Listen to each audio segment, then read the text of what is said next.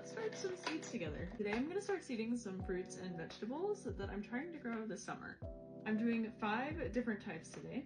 Some onion, basil, tomato, pepper, and cucamelon, which I don't know if the cucamelon is actually going to work in our climate, but that is okay, we're gonna try anyways. So here in Boise, we live in a 7A climate zone. So a lot of these plants need to start indoors and then get sown into the soil later on, or transplanted into the soil later on. Most seeding trays come with a bottom tray, this little tray that has the cells in it, and this little area here that just goes right over that.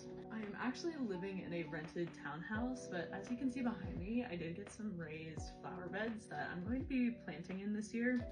Shout out to Megan for this amazing indoor gardening mat.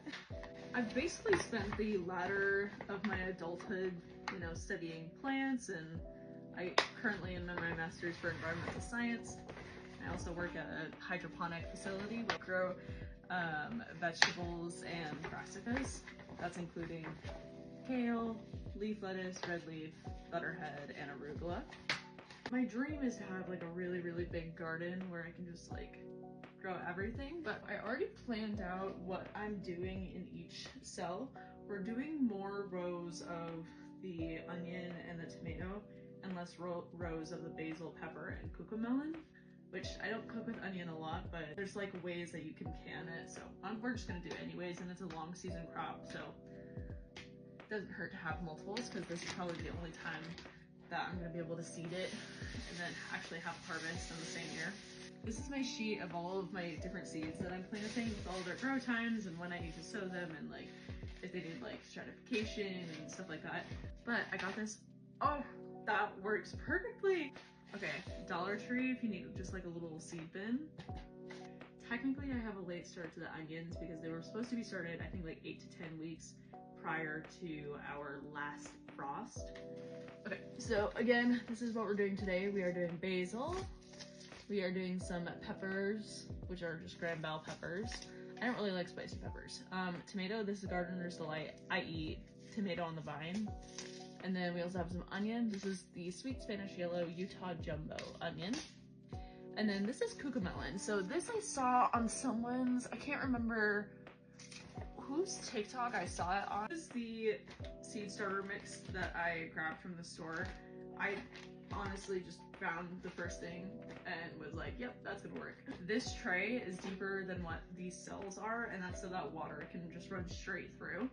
And you can empty the water or do whatnot, but it's so that your seedlings aren't just sitting in sitting water. That can cause fruit rot, a bunch of other different things. Overwatering can cause your seeds to just not germinate because there's too much water. Gloves are like horrible. This is what makes this like little cloth container thing so great too, is I think it's also waterproof. I think it's basically just a tarp with like buttons on it. I don't know if you guys knew this, but seedlings can actually start in the dark and completely germinate in the dark.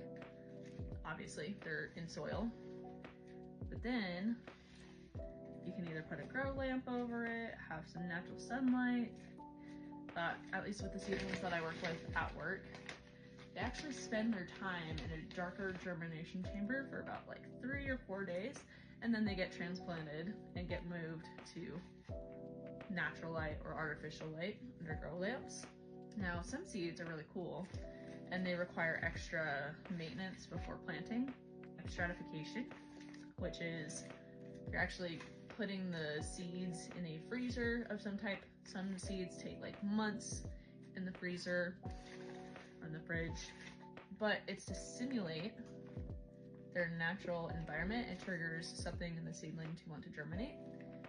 Some seeds actually need fire to germinate. Morning glories require you nick their seed coat and then soak them. Now that I got a base layer of dirt, I'm literally just gonna take my finger and just ever so slightly dampen each one of these down. Most seeds require about 1/4 inch, 1/2 inch down into the soil. These are what the onion seeds look like. I just go for like 2 to 3 maybe. We should see some little seedlings start popping out here in the next, I don't know, 4 to 7 days. Tomato, gardener's delight. I've heard actually somewhere, I'm pretty sure tomato and basil and potentially onion, they're companion plants. Basically, they like enhance each other's flavors. They do really well with each other. These are what the tomato seeds look like. Basil seeds are also black, but they are super tiny. This is one of the herbs that Aaron asked me to grow. So this is what the basil looks like. Pepper seeds obviously look like bell pepper seeds that you guys have probably seen before. I work with plants so often, but it still kind of amazes me that like a whole ass plant can just like come from something like that. I don't know. Okay, cocomelon, which I might be saying wrong. I think it's kuka melon. Ooh, that just hurt my soul. Oh, there are all of my seeds. Do not disrupt the seeds. I'm just gonna pack this down.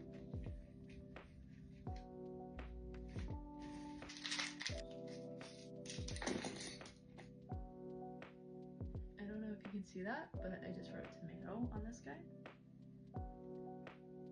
Onion. Basil. Bell pepper,